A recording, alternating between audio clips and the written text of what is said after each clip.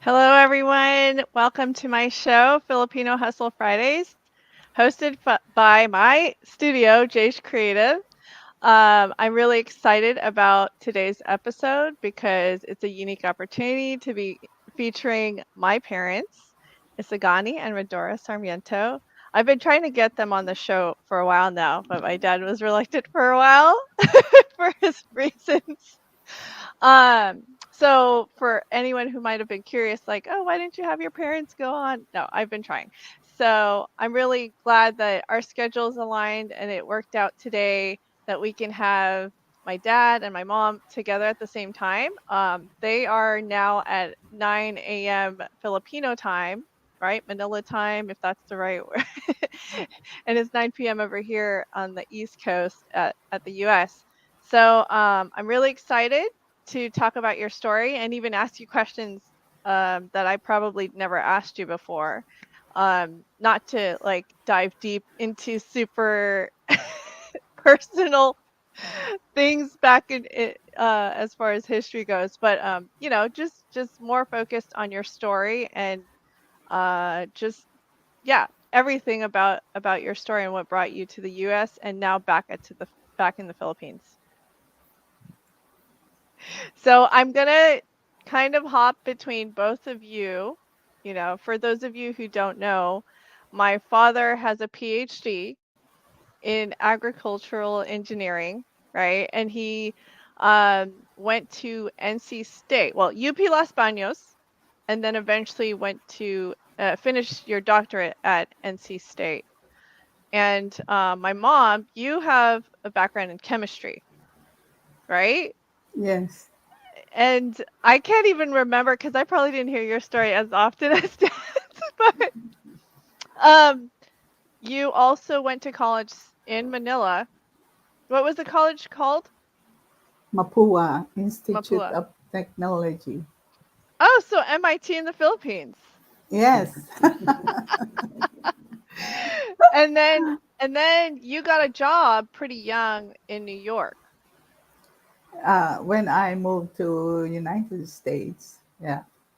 Yeah, yeah. So you lived in the big city. Like, okay, so Dad, by Mhm. this time you were in Ohio, or were you in the States around the same time as Mom, or did she come before you? I was in North Carolina then, 1978. Uh, Um, I was there in 19 from 1977 to 1981. Okay. Okay. So then both of you, I'm going to ask you both the same question. You can both kind of take turns answering the question. So what made you want to move to the US? Because that's a big move, right? And I know culturally, probably in the Philippines, like you hear about the US, you hear about the American dream. What was appealing about going to America and leaving your family behind? Actually, against the wishes of my mother, because she was the one who advised us to stay with the University of the Philippines of Los Baños. But a week after our restaurant gathering in 1977, 76, uh, your Lola, my mother, passed away. And and because I had uh,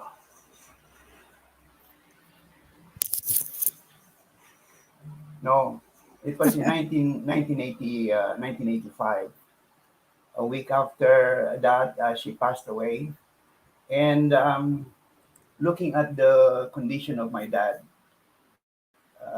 she needed to move away from the environment. He needed to move away from the environment, and also it was the country was not doing very well then.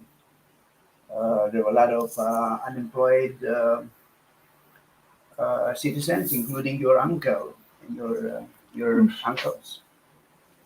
And so I thought that I saw it fit that to move on and go migrate to the United States to give everybody, open up opportunities for everybody, more especially for your lolo. They were married for 48 years then when my mother passed away. So that was the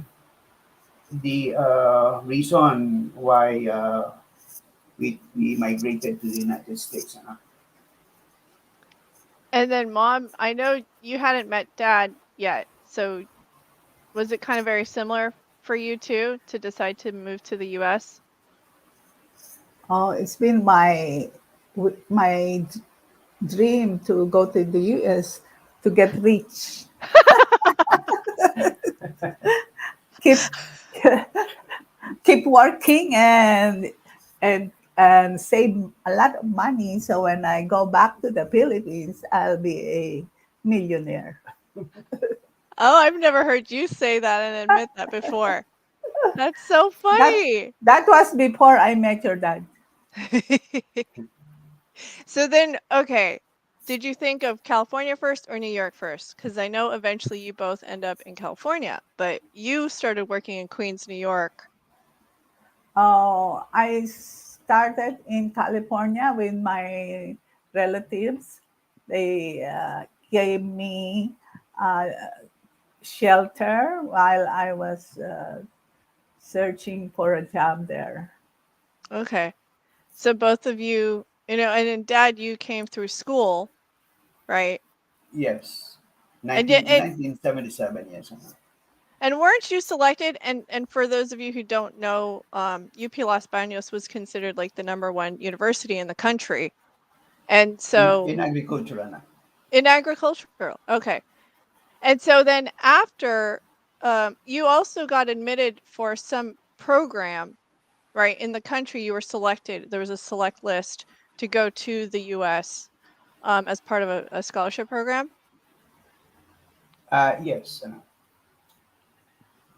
Is that something that happened commonly, like during that period, or is it just something that happens a lot uh, with the Philippines? There was a huge program. Um, there was a huge program that was uh, made available to us. There were about 400 to 600 professors, academicians from the Philippines who were given scholarships by from the World Bank. That's why our scholarship was called World Bank. We were World Bank Fellows. And so there Oh, were right. 400 to 600 of us who went abroad to pursue graduate studies. Now, did you ever think you were going to start your own business? Like, did you feel like you're going to be an entrepreneur one day, or was it more like out of necessity? Because I know your story a little bit about, getting your PhD, being a professor, and you moved back to the Philippines, to fulfill your, I guess, obligation as a professor. And then I know I was born in Raleigh, North Carolina. You got married. You and mom got married in New York, and then shortly, like, continued to finish out your doctorate. And I was born 81. Y'all moved to California, then the Philippines. Uh, yes, I had to go back because of my contractual obligation with the university. And sad to say, not too many of the 400 to 600 scholars returned to our country. Sad to say. But those of us who went back, who returned to fulfill our obligations, we were. I have to say, everybody is blessed. Okay, everybody is blessed. But for those of us who had a chance, an opportunity to return, surely we were able to gain a lot more insights concerning the needs and conditions and needs of our country. Was never an intention to form or to establish a corporation or become an entrepreneur. Just like what you said, it was driven by need, and the opportunity was there. A very good friend of mine, his name is Rudy Capuyan, an engineer at Bayer Corporation. He was the one who gave me that idea, and he asked me that question: Why don't you form your own company? And I admittedly didn't have any skill or nor any background to be an entrepreneur, but learned a lot along the way. Wow. So somebody encouraged you. It's not like and my understanding from the stories that you've told us is that you also like could not find a job, you know, in California when you moved to the Bay Area, and you had already the three of us. So me and my two younger sisters, you were raising us there, and then you couldn't find a job, so then you taught yourself how to be a programmer, a software developer. I remember the DOS days. Right? And then and you also worked at Pier 39 selling Kodak film. Like I think I Ve- remember that story too. Very Um true, and very true. yeah, and so then eventually you got a job, like some on and off jobs and working for different companies, and then I believe even Goldilocks at some point. Uh and then you eventually started Crumbs Engineering. The migrants like us, we will do whatever we could in order to survive. There was a lot of, as they say, eating of pride. Uh, Professor at the university and consultant to the United Nations. All of those I have to put aside in order to survive or our family to survive. And sorry, It's okay, let it out. because It's part. because one of our staff in the College of Engineering one time visited us in Daly City, and she saw our situation, and she said, "You don't belong in this kind of condition." We were living in a basement, as you know, but again, Filipinos, wherever they are, they had to go through this in order to survive. But as like one of our very dear brothers said, it's all right to be poor, but don't just stay there. It is just a stage. And yeah, I applied as a professor, as a researcher. I applied to different universities in the U.S. Never got one response. So I had to do what I had to do. Work for in different capacities, selling what do you call that, automat stuff, doing inventory work from 10 to 2 o'clock, work for a driving range, Oh pick up, yeah. yeah, pick up balls. Yeah. Your mom helped me clean the toilet. But you know what? I told myself that is good for my soul. I went through that enough to teach my soul because pride could very well blind. And so when I went through those experiences, I must say that I gained a lot from them. It taught me to be humble and to understand the plight of many of our uh, fellow citizens from the Philippines who are now abroad. They went through a lot, and they're going through a lot because they have family loved ones at home. And again, one of my friends, professors, they a couple of from UP Los Baños saw me with a hairnet in the Goldilocks, and they and he asked me, "Gani, you're director. What are you doing there? What are you doing there?" So he asked me questions about our life, and I narrated to him the necessity of adaptation. Then I saw this announcement while I was at the BART train, and it says there's computer learning center. I said, well, let me go through this training, computer programming, because I know how to program anyway. And then I also said that I went to the United States, learned something there, went back to the Philippines, and now I'm here.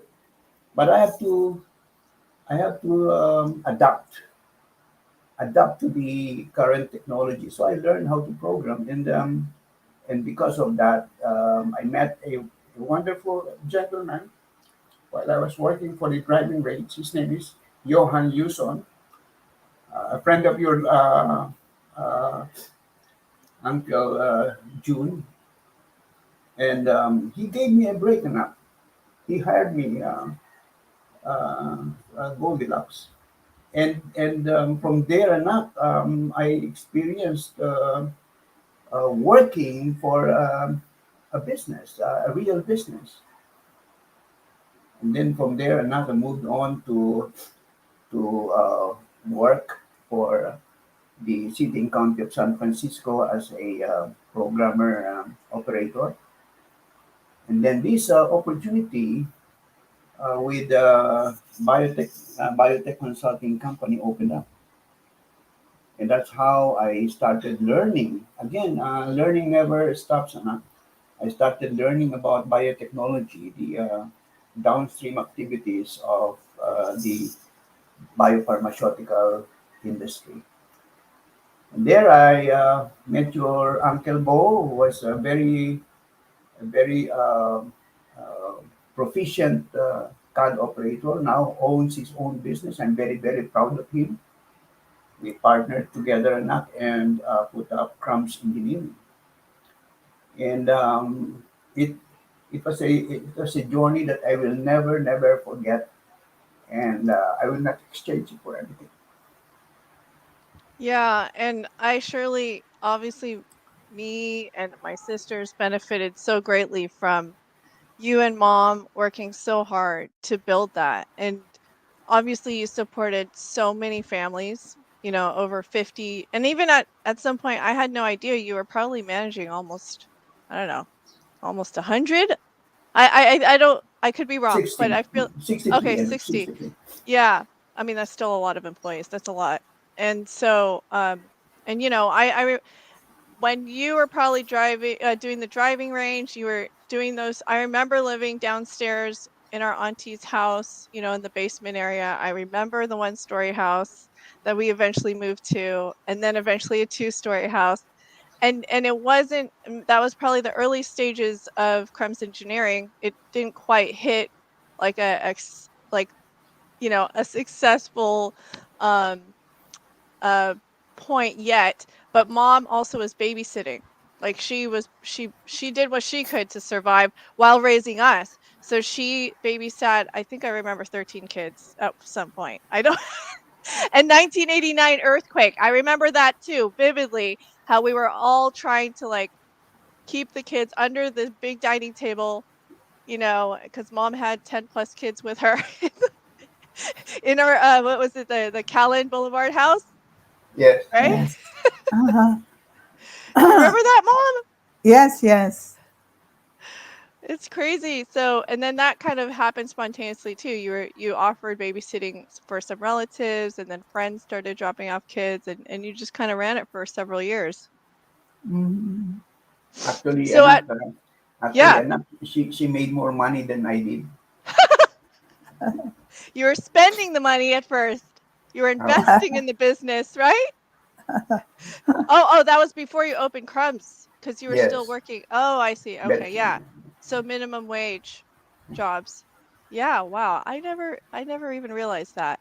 And so at what point, and I never asked you this before, like when did you eventually realize mom, you know, was there kind of like a gap where you stopped babysitting because the kids were getting older? And then when did you start helping dad with his business with Crumbs? You pretty Right, much ran operations, right? uh, right when they started having projects, my babysitting career also stopped because my my children, they have grown up to 5 years old, and their grandparents came from the United States, so each family have their own babysitting already. And so it worked out for Crumb's benefit, right, Dad? Yeah. Oh yes, and Yeah, so you both pretty much built the business together. very true. Yeah, we it is a wonderful journey, and it's still a wonderful journey after 42 years, and I realize, they say that in the spelling of team, there is no I there, and it's very true between me and your mom, a real partnership. Yeah, it's not the easiest. I don't think I would run a business with Philip. My husband. I'm referring to my husband for those of you who don't know. But yeah, no, I mean, obviously there are sacrifices. There's so many sacrifices for many Filipino Americans, but at the same time, for those who go abroad to work, to then spend money to save money and send it back to the Philippines to support the family there and also to support your family here in other countries, including obviously here with us in America. That's like a lot of sacrifice as well. So it took some time, but you eventually grew the business to a multi-million dollar organization that Very, survived in the Bay Area. I didn't know this for many years. I should have, taken a clue when you bought me a Lexus in college. You were I was like, you guys are overspending. I never knew anything about like the details of the business, but it's obviously something that you don't boast and tell many people. But I mean, I was like, now that I'm a parent and now that I'm actually trying to run a business and raise the children at the same time, little did I know how much you both went through, and I took it for granted growing up, obviously. But I'm very thankful now by everything that you've done and sacrificed to take care of us and raise us there in California. I still am baffled that you made it through and still are chugging along. You don't want to retire. You're still trying to build something brand new now. yeah, not one major experience that I uh, obtained from this or acquired from this exercise, owning our own business. One thing I learned is the relationships. Relationships developed. Relationships with our between me and your mom. Relationship between other business partners in the company. Relationship with clients. Through this company, 19 Filipinos from the Philippines and there in the U.S. got their green cards and now are very successful citizens of the United States. And Mom and I are very, very happy to hear what have become of them.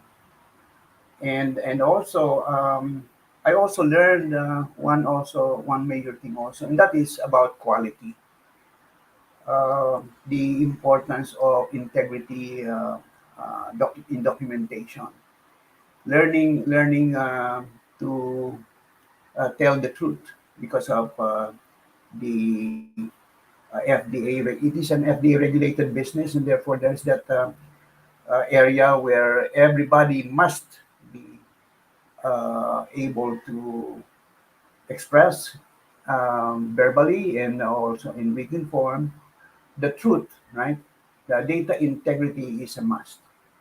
And there are a lot of rules and regulations that shaped my mind, my regard for quality, my regard for productivity, my regard for reliability, consistency, my regard for safety. And now I'm utilizing all these acquired skills and knowledge and understanding, um, more importantly here in the Philippines. And that's exactly what I'm sharing with our compatriots here, that we need to upgrade our standards, to harmonize with, first of all, with the international standards to be globally competitive. And we are right now in La Union, and we are dealing with the municipal government of San Juan. And so because of that, I'm able to contribute a little to the uplifting of the lifestyle of the village folks. So, anak, the journey with your mom to the United States and back here uh, is a very, very colorful journey. Both the relationship between me and your mom improved a lot, and I must give credit to whom credit is due, and that credit goes to the Word of God. Uh, since mom and I took the time almost on a daily basis to seek out the truth in the Bible, I must say, and I can testify enough now, the relationship grew and became stronger. And also has given me personally the courage, the strength, the wisdom also. I'm not professing to be wise, but amazing enough what the Bible can share with us concerning this strength of character, value system, um even intelligence and wisdom. Through the Bible enough, I learned that understanding is more powerful than knowledge. And again, taking up from the past experiences as a consultant, I tell you, the Word has given me that kind of strength and of character and boldness to stand up. I even shared this enough that when a couple of presidents of the Philippines went to the United States, I told myself, if I can talk with God, our Father, why can't I talk with this lady and gentleman? So from then on, I became strong and bold to approach the presidents, talk with the senators, talk with the generals, talk with the consul general of the Philippines, because I set my mind on what is true. If I can talk with God, why can't I? Why should I be shy and bashful in talking with individuals like me? So it taught me a lot, and I'm very very happy that I'm truly blessed enough for going back to the U.S. to learn a lot. And now what I learned in the U.S. enough, I'm applying here.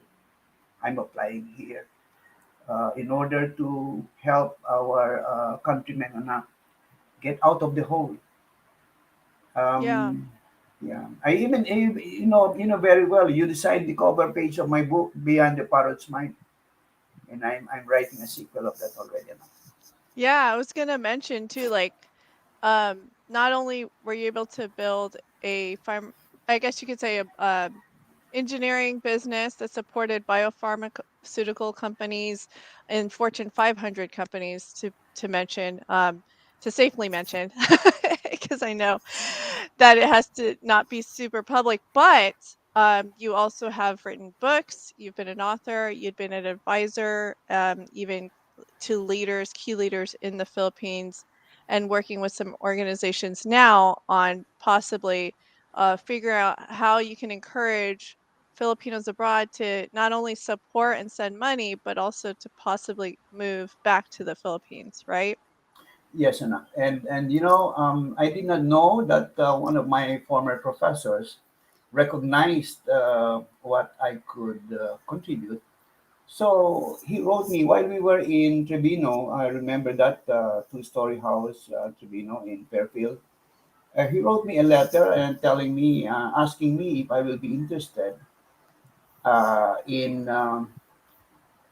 giving a lecture to the whole universe of the Philippines and Los Baños during the centennial celebration. And so I accepted the offer, and I went back in October in 1997, I believe. I went back there, or two, oh, no, two, 2000, 2009, 2010, I'm sorry. I went back there and gave a speech, a presentation for the entire University of the Philippines and Los Baños in the centennial celebration.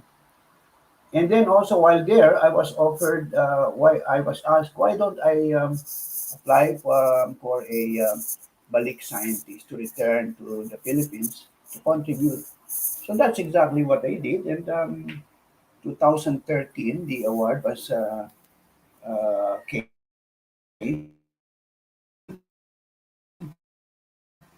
and then I came here to spend 4 months to serve as a returning scientist. There, Oh, because of what I learned in the US about quality systems, for the College of Engineering. And I'm very, very happy to learn that they used the quality system for the college secretary, and now it was adopted as a pattern for the entire university. So oh, everything works out together for good enough. Anywhere, everywhere, we can learn something, but the intention should be after understanding to to share with others and learn together, learn together, and then progress together. that's really awesome. And I remember, I know I'm gonna do several throwbacks. Mom, you want some water? Are you okay? And I think the connection is kind of going in and out, but uh-oh. Here, why don't you get a water That's and then, getting it. okay, okay, cool. Are you okay to talk? I was gonna ask you a question. Or is Not it like check. tickling? Here, let me Yeah, yeah. mention to everybody. So while they get that, I wanted to mention how like there's some cool pictures that I was able to pull over here. Um, and this is an old picture of me. I don't know if anyone of you can guess, but there's Grace, for those of you who know her. Anna, and oh wait, here. Grace. Yeah, there you can see my mouse now. Anna, and then there's me. Yeah. And then I slipped in this like reunion pic that we made during COVID during 2020 when we had the shutdowns, and I think it was a recent virtual celebration for your birthday, Dad. That's why. Um how are you doing, Mom? I kind of helped you to mute so that are you Uh, are you Oh, good? yeah, good. She's yeah, good. yeah. Huh? Yeah. Okay, awesome. So yeah, I mean, this is an old picture, some throwbacks, but yeah, you have a big family. I mostly put in Dad's family first, but I want to have a dedicated episode for Mom for sure. where I dig in and just talk about like her story as well. And um, I mean, you were featured here on this publication, and here's your family here um, during a reunion not too long. I mean, it was several years ago, but there's 11 kids, right, Dad, in your Yes, family? yes, Yeah, and then Mom, you had 9. There's 8 siblings, Yes. 8 other siblings.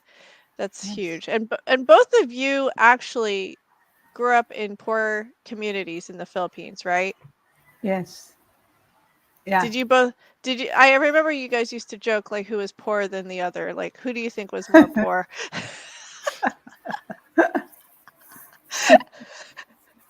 Dad, you used to say like you used to walk to school barefoot.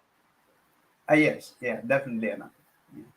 Yeah, I mean, was it common among kids your age, or is it just something like you just preferred it? No, You just didn't have a during those choice. time. Wow. Well, we graduate from one stage to another, so we use what we call step in, right? You don't know that, Anak. That was what 1950s. And it's funny because I know when I used to complain about stuff, I wouldn't understand why you'd get upset. And then you're like, you have no idea what it's like to not have anything. And then, because I saw the progression from like having a smaller place to, starting to get a bigger place growing up. So then with what we have here and my kids complaining, I can't stand it. I'm like, you guys have no clue. I had a small house. We used to share, my parents and I used to be in the same bedroom for many, many years. Like I did not have my own room until like later in high school. And so, yeah, it's kind of funny from that perspective. Um, so if anyone could guess, can you tell who's the more emotional one? My mom's just like stoic. So mom, um, I think for me, like your pattern has always been being always supportive of dad too, Hmm. in his ups and downs and also having to deal with 3 teenage girls that we weren't the easiest bunch of girls either. We understand, Anak. We understand. So then for you, mom, you know, just kind of going with emotions and just supporting along the way. Just how's this journey been like for you? I think you fulfilled your dream. I think you kind of hit the wealthy mark for Filipino standards. We had it good. We had it good. And then Yeah. 2008 happened, which also messed up everybody. So, Yeah. but What's the question? Well, Anak, your Uncle June. If I had listened to him What's the question? when he asked me, Anak, when he asked me, what is your exit plan? Do you have a plan? And your dad being proud, and I said, I don't need a plan. I made this company grow to its size. Then I realized when 2008 hit, 2009 and 2010, and you might not know this, but mom and I literally became homeless because of that. Tell you the truth, that's what we went through because of that period in the U.S. And then I remember your uncle telling me what my exit plan was, and I said that he was right. He was right, and because of that, your uncle is very very successful because he always planned. he's the older brother, Yes, my right? older brother. And that's the thing. Like you also had opportunities where you could have sold the business, right? Now, Very knowing true. what we know now, is like we should have kept that property in Daly City. It's now like it was $80,000, now $800,000 or almost $1 million. why didn't we keep it and rent it out? Now I know what I know. I'm like, oh, I wish I knew, right? Or just like if you had sold the business, maybe that would have helped you too. And but then again, maybe it wouldn't have. Like maybe the financial situation with the crash and everything still would have stripped everything that you worked so hard for. Mm. That's everything that we went through. I consider today at my age as part of a learning process. And now hindsight says it's 2020, but hindsight is good, but don't stay there, right? Now move forward and learn from what you experience, ups and downs, the losses, the gains. As I mentioned, and as I wrote earlier in some chat group, I said that failure is another image of success. Actually, it's another packaging. It's success packaged in another way. So there can never be any success without going through a series of ups and downs, failures, um, and it's all a process until we get to that steady state of perfection. Um, failure is normal, but again, don't stay in that failed state. No, don't stay there. Strive to get up and find another way, and that's where the difference lies between a person of success and a person who is left behind. That is absolutely true. And I feel like you pretty much are just saying a lot of things that I listen to podcasts, I listen to successful people's interviews, and a lot of them say the same thing. And I feel like you and mom had so much resilience, and continue to have that, where there was a lot of ups and downs. You already succeeded as a student, but then couldn't find a job. But then you still figured out, you built a business and you succeeded as an entrepreneur.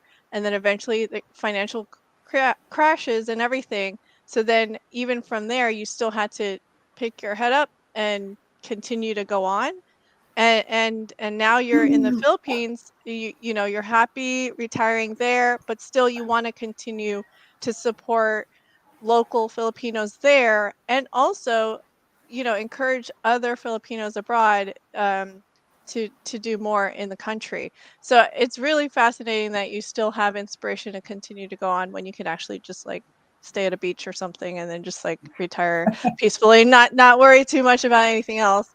Although I would love for you to retire here in Florida. Uh, but we have a few more minutes left, and I was thinking that like as far as continuing that the the the characteristic of resilience, you know, getting through failure, and failure is part of the journey. And it's funny because it's not like you guys really taught me that. I feel like just growing up in that entrepreneurial environment, I didn't realize I was learning. Sorry, Anak, we just learned it. Well, I mean, I just like, well, I didn't realize too, like, I guess it just kind of taught me to learn how to fix problems along the way and just kind of, just figure things out and get it done. Just, You I'm know, independent. I just had to figure it out. Anak, nothing in the world can be unlearned or not learned. Nothing. Everything can be learned. It takes diligence to do that, initiative. It takes keen interest and desire to seek to know. Example, remember the mini grand piano that we bought. Actually, I pretended not to be very interested in the piano, and I said I bought that for you. But actually, I was the one who really wanted to have one and learn how to play the piano. I can now, Just like and the Lexus. yeah. And so, and then also, not just to let you know, I bought 4 violins to learn to play how to play a violin, but still the violin is here. I haven't learned it yet. And now I'm telling you, not just recently, as recent as yesterday, I finished a 4-day training to be a paralegal because I want to know to know and understand the laws of the land, and so how I can help our countrymen in their issues, legal issues. I want to be useful, and therefore part of the requirement to get there is to learn, understand, to keep, to understand, to do it, to live it, to be imbibed in our being, to be the person. We are actually the message. When we speak, we are the message. People want to hear something from us. Actually, when we speak, you know very well, out the abundance of the heart, the mouth speaks. We are the message, and therefore, when again learning from this, learning from the mistakes, now we can do better. But we are not going to stop there. Anak, your dad is an avid advocate, continuing improvement advocate. That's my advocacy, anak. Continuing improvement advocate. And learning. So, yeah, Like yeah, you, and the other thing too, it's like you never stop learning, you know. yes, And I yes. feel like mom, even though mom doesn't, she's always been the silent one. Oh yeah, oh definitely, anak. But And I, but I can never, no, I can never beat him, yeah, beat her at chess, anak. oh, chess? Yeah, we play here. Mom, We you, play. and what was the other one? I mean, here's your family again, more recent family reunion, but Wow. the what was the other one that she loves? Mom, what was it? Wordle? No, Not Wordle. Huh? no, What game do you that's like? game. Scrabble. Oh, Sugar Crush. Sugar Crush. Sugar Crush, man. No, Candy but Crush. here, yeah, Candy Crush. That's the other one. But mom, like yeah. I feel like you also do a lot behind the scenes. You're quiet, but I feel like what make you both so successful is because, you're opposites. For some reason you both complement each other really well. I'm not like you, obviously. For anyone who doesn't know me, I'm not like my mom. I'm opposite. I think I'm more like dad. And that's, I think, where I get the curiosity from, and I'm always wanting to learn things. I'm the risk person. I'm the risky type.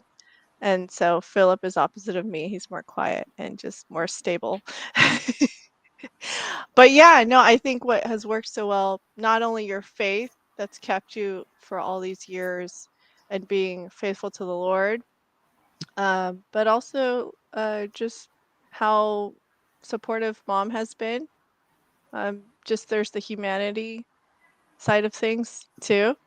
So I really appreciate how I appreciate is like for lack of better words, that you both have stuck with each other for all these years. Okay, I'm going to answer my question, Mom. My actual question is, what is it for you? Like in your case, like I know you're short and to the point. And so for you, after all these years, like what would you give advice to somebody, anyone who's considering to start a business? Oh, And even to Filipino-Americans, your inspirational message to Filipino-Americans. I feel like Dad gave a lot of inspirational words too.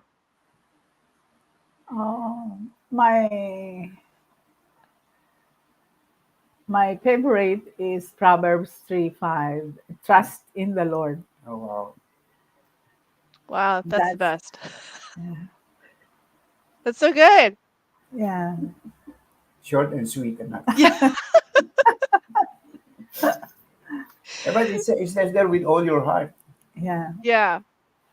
Trust in the Lord with all your heart, with lean not in your own understanding, Yeah. and He will direct your path. Wow. Yeah. I know you've been saying those words a lot more recently too, and I feel like that was so impactful at the end of this interview. Dad, what would you say too, just to kind of end, to cap this show? And to me, I feel like this is just part one of the series, and I'd love to continue to still ask and dig, especially mom, because she's got like a ton of secrets and stories, I'm sure, that I would love to unpack. So, what would you say to fellow Filipino Americans to inspire them on their journey? If there is a model to follow, it must be the Lord. Yesterday, I was asked in a question, and I said that I go back to what is written. What is written? Go back to the documented evidence, and wherever, whenever, however, it is always an assurance because what is written stands. So when we quote what is written, of course, that saves us from plagiarism. When we quote what is written, then we are founded on proven documentation. I learned from quality assurance. If it is not written, it did not happen. So when we speak, it has to be with integrity, accuracy, consistency, credibility. And so when we embark on a journey of entrepreneurship, let us have that in mind. Number one, we've got to know where we are going. For your information, anak, I created a system. I call this 7 M's. Have a vision, number one, because people without vision will perish. And so the 7 M's around these are: have a mission, intangible and tangible mission. Know who you are working with, that's manpower. Establish a management system. Define your methods and means. Identify your materials. Create a budget, which is money. And then make sure that you have measures of improvement. And with these 7 M's, anak, anybody embarking on a business will find a way, on their way, find out that established system is based on these 7 M's, surrounding a vision that, a consuming vision that should be co-owned by everybody, not only by the entrepreneur himself, but it should be co-owned by everybody. Oh, that's so good and so practical because there's a lot of people out there that's easy to come up with ideas and or they talk a lot, but they don't do the actual work and put those kinds of or implement the actual strategies that needs to get done and to make things happen and actually accomplish something of significance. So I wanted to thank you both for taking the time to hop on with me and do this show. And I've been wanting to do this for a long time now, and I'm really thankful. I love you both. I love I you. I love you too. and thank you so much for taking the time. And for those of you who are interested in reaching out to my dad and my mom, would you say that I can show them your email, right? Yes, Yeah. They definitely. could reach out. They can reach out to you through your Gmail, and obviously, the Filipino community. We might be everywhere, but it is a small community still. Yes, And it just takes one person to then connect you to 50 plus people. yes, Anak. We're so good about connecting people. So if you need something done, then you need to get with a Filipino. So there's so much more that I would love to unpack, especially as far as the Filipino American community too. So for those of you who are also interested in sharing your story on my show, please contact me. I'm really excited to feature more Filipino Americans and their success stories and their journeys. Thanks again for joining me on my show. Dad and mom, Yeah. sit tight. I will see you on the other side at the virtual backstage because I'd still love to chat with you all. And thanks for all of you who I see. There's actually people some watching over there on the I haven't seen any comments, but I know there's some watching right now. Thanks for taking the time to watch us. Um, and I would love to have you on and join me. So see you all. Thank you again. Thank you. Thank you, Thank Anna. you. Thank you.